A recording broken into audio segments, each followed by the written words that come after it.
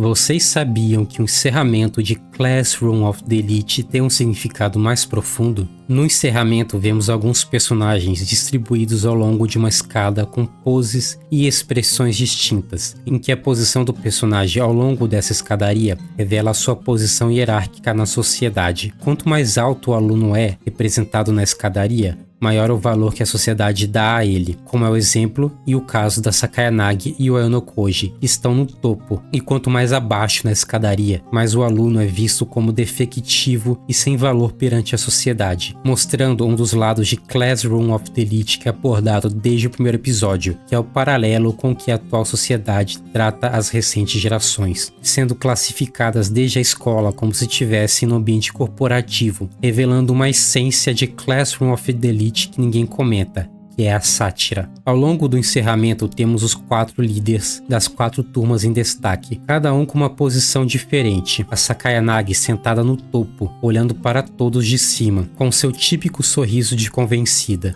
A Ichinose perto do topo, naquela escadaria e também olhando para baixo. Porém, diferente da Sakayanagi, ela não olha com uma expressão de deboche ou diversão, mas sim com uma expressão mais aberta, como se estivesse a qualquer momento pronta para ajudar os que estão em degraus abaixo. O Ryuen, completamente oposto da Ichinose, de costa para aqueles que estão abaixo na escadaria e focado apenas nos próximos degraus que ele terá de subir. E a Horikita confiante na sua linguagem corporal e bem parecida por um lado com o Ryuen, olhando apenas para a frente, mas diferente do Ryuen que anda sem se apoiar em nada e com uma confiança inabalável, a Horikita precisa de apoio ou buscar ajuda naquilo que está ao seu lado, meio que para simbolizar que assim como os outros líderes, ela também tem uma ambição de crescer naquele sistema, porém ela ainda precisa se apoiar em algo, ela precisa de uma espécie de ajuda para subir os degraus, porque ainda não é forte o suficiente para fazer isto sozinha. É claro que tudo isso é metaforicamente, porque se formos falar de forma literal, a única que não consegue subir uma escada sozinha é Sakayanagi. Ao longo do encerramento, vemos uma borboleta voando por todo o cenário. Essa borboleta azul está presente em todas as imagens do encerramento. Quero que vocês fiquem com essa borboleta na cabeça, que vamos voltar nela no futuro, tá bom? Mas começando do topo da escadaria, temos o Aonokoji e a Sakayanagi, como os únicos alunos que realmente chegaram naquela posição que os outros almejam. O Aonokoji vou deixar de lado por agora, vamos falar dele no final. A Sakayanagi, ou então a Princesa Loli, como alguns chamam, representa o exemplo que a sociedade atual almeja, tendo o intelecto de um gênio desde a nascença, que apesar de ter nascido com alguma deficiência, ela foi abençoada com uma inteligência e raciocínio lógico bem acima da média. E ao mesmo tempo, apesar de ter perdido a mãe cedo, a Sakayanagi ainda tem um pai extremamente carinhoso ao seu lado. E sendo alguém tão privilegiada, a Sakayanagi na hierarquia representada está no topo, mas dentro do topo existe meio que uma outra hierarquia, com a Aonokoji mais longe do que ela e mais distante. Seja porque a Sakayanagi está confortável do jeito que está e não tem mais muita ambição de seguir subindo, explorando o que é além do topo, ou simplesmente não tem a capacidade do Aonokoji de chegar tão longe e olhar além daquele sistema criado, fazendo com que a Sakayanagi se contente apenas em olhar para baixo, se divertindo com as outras pessoas, querendo subir naquela escada, olhando todos de cima enquanto apenas se põe sentada descansando, o que acaba sendo até um reflexo da sociedade atual. Como eu disse anteriormente, Classroom of the Elite tem principalmente na light novel esse caráter de satirizar a atual sociedade corporativista na forma com que ela trata aqueles que não se encaixam no sistema, fazendo paralelo com a vida real, o dinheiro com os pontos de classe, sua posição no ranking do S-System, com a sua posição na sociedade com base no emprego que você ocupa. E essa Sakayanagi, por ser alguém que já chegou nesse ponto máximo da escada, pode ser interpretada como entediada por já nascer no topo desse sistema. Por outro lado, temos a Ichinose, que apresenta uma imagem muito receptiva com quem está abaixo nos degraus, como se encorajasse os outros a subirem e esperar por eles, não se importando tanto com o topo. E por ter essa personalidade doadora e carismática, por ser alguém que valoriza mais o coletivismo ao individualismo, a Ichinose acabou criando grande influência na sua turma, fazendo com que ela chegasse bem alto na hierarquia social daquela escola. Mas agora fica a questão: será que ser alguém tão empático com o próximo é valorizado nesse sistema competitivo e corporativista? Eu, como todo bom brasileiro de classe média, vou para a faculdade à noite e, em meio a ônibus lotados, trabalho durante o dia. Trabalho em uma empresa que segue justamente esse sistema de competitividade e hierarquia corporativa. E sempre vejo exemplos de pessoas bondosas que podem ser usados para os dois lados. Pessoas que auxiliaram terceiros nessa empresa e se deram muito mal, sendo passadas para trás por colegas de trabalho, ou então pessoas que auxiliaram o outro e no futuro foram recompensadas por aqueles que foram ajudados. Então, assim como no caso da etinose, a bondade pode ser vista como uma virtude ou uma fraqueza, mas no que impera num sistema extremamente competitivo é o maquiavelismo.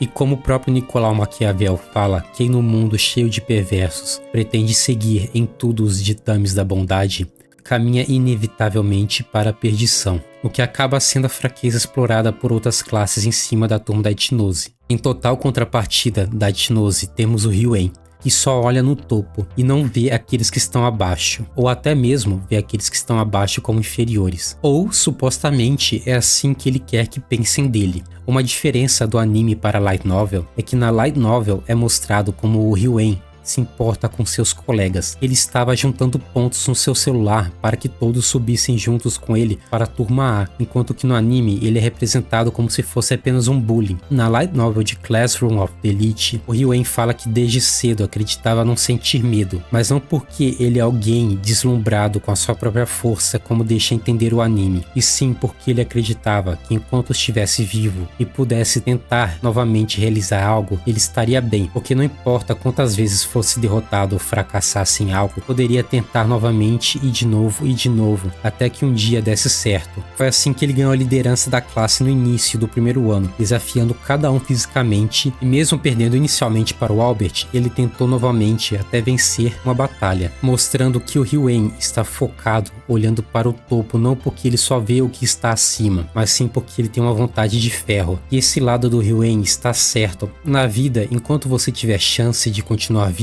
podemos sempre recomeçar, a menos que apareça o Ainokoji te socando na cara. Por fim, temos a Horikita, que está posicionada até que próxima do Ryuan na escadaria, mostrando que sim, ela tem um grande potencial, mas ainda precisa se apoiar em algo. Nesse caso, se apoiar no Ainokoji, porque não tem maturidade ou desenvolvimento suficiente ainda para desabrochar todo o seu potencial que ela possui. E veja só, tanto o Ryuan como a Horikita são pessoas que foram reconhecidas como promissoras pelo Ainokoji. O Ainokoji vê em ambos futuros desafios se eles se desenvolverem. E um dos motivos que o nosso protagonista os ajuda a crescerem ao longo da obra é justamente para ver até que nível eles podem chegar. Porque o Kiyotaka fugiu do quarto branco para ter novas experiências e aprendizados que aquele ambiente não traria a ele. E uma das coisas que ele quer aprender é sobre a derrota. Por isso, o Ainokoji ajuda outros estudantes a se desenvolverem. Por um lado, para ter alguém que possa bater de frente com ele no futuro e talvez experienciar a derrota. Por outro lado, porque ele é curioso mesmo e gosta de ver como terceiros vão crescendo e se desenvolvendo. E falando do nosso protagonista frio flamenguista, o Peaky Blinder dos animes, o Ainokoji está na escada acima de todos, como se estivesse em uma outra categoria. Mas espera lá, antes de continuar no vídeo, deixe o seu like, se inscreva e comenta. Mesmo que seja para discordar, eu sempre gosto de ver outros pontos de vista. E como eu estava falando, o Ainokoji está na escada acima de todos, como se estivesse em uma outra categoria. Mas diferente dos outros estudantes, ele não está olhando para a escadaria, como se aquele sistema e as pessoas nele não interessassem mais. O Ainokoji está olhando para o horizonte, como se contemplasse algo maior, algo que mais ninguém está vendo, como se buscasse coisas novas e visse como tudo é grande demais para ser preso e definido apenas naquele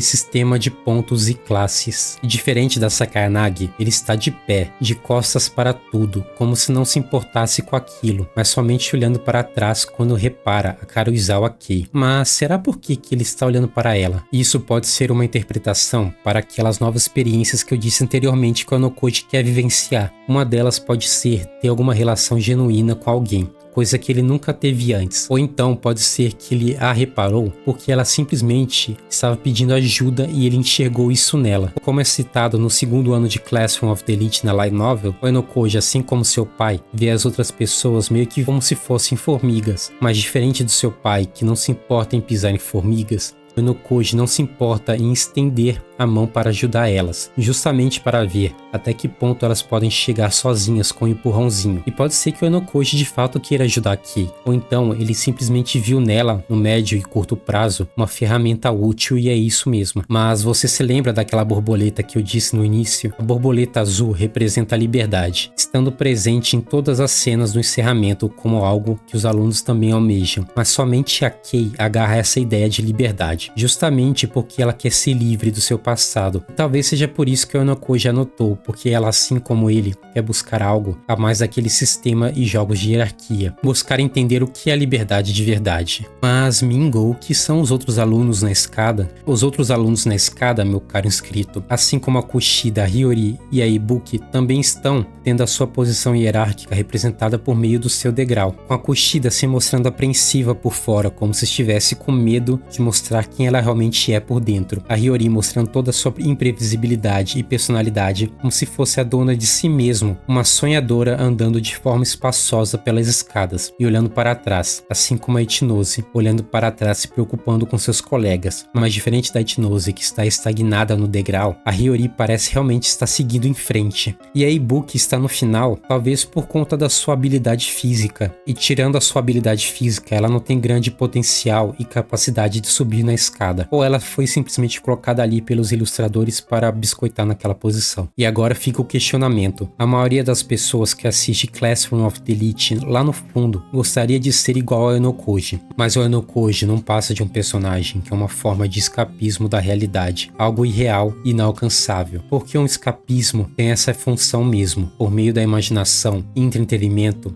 fugir da realidade. Porque na realidade, em qual posição nós estaríamos naquela escada? No topo como a Enokoji ou mais embaixo como a Kei? E isso talvez seja interessante de observar. E como toda sátira, Classroom of the Elite nos faz distanciar daquele ambiente para que possamos analisar por fora aquela situação. Eu sou o Mingo e espero que você tenha uma vida feliz. De verdade, eu espero que você seja feliz. E siga para mais.